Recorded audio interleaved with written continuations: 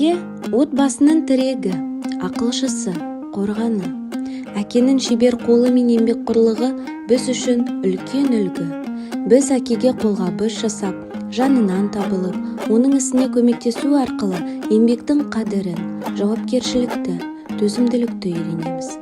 Әкенің жанында жүріп, кішкентай болса да көмек көрсету бала үшін үлкен тәрбие, өмірлік сабақ деп білеміз.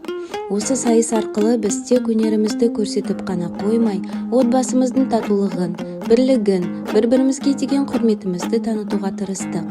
Біз үшін ең үлкен жеңіс отбасының амандығы, ата-ананың разылығы, баланың қуанышы. Сәлеметсіздер ме? Бүгін біз Қабдешевтер отбасы шебер әке өнерлі ана конкурсына қатысқалы жатырмыз. Біздің қазақтың ұлттық тағамдарының бірі бауырсақ. Қазір Батырхан ағам екеуміз бауырсақ дайындайтын боламыз, иә? Иә. Батырхан ағам көмектеседі, иә? Бауырсағымыздың наны бізде дайын. Енді тек қана бұны не істейміз? Біз жайып, оны тураймыз, иә? Енді Батырхан маған айта қойшы, бауырсақты жасау үшін біз не істейміз?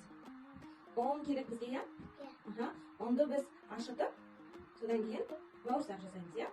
Ал кеттік ендеше сен маған көмектесе ғой. Нанды қазір жаямыз, иә? Қазір жайып алайық. Сағат, қане? Саған оны жайып алсын.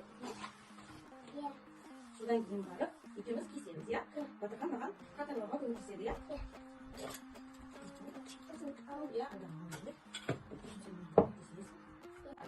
Ал Батырхан, сол екеуміз қамырымызды жайып алдық. Енді оны не істейміз? Кесеміз, иә, дұрышан. Ал ұстаймыз. Кел. Так, осылай. Тыңдамаймыз. Майдені бауырсаққа шығып отырмыз, иә? Бүгін бізге қонаққа кімдер келеді? Апамен. Аға, сосын кім келеді? Ералы аға келеді, иә? Сосын кім келеді? Апа, сосын. Ата келеді, иә? Біз не істеп жатырмыз оларға? Бауырсақ істеп жатырмыз, иә? Ана жақта бізде не пісіп жатыр? Ет пісіп жатыр, иә? Бешбармақ істейміз, иә, оларға? Сосын өзіміз отырып жейміз, иә? Ол бізде қазақтың салт дәстүрлерінің бірі, иә? Қонақ күту. Қонақ күткен кезде не істейміз біз?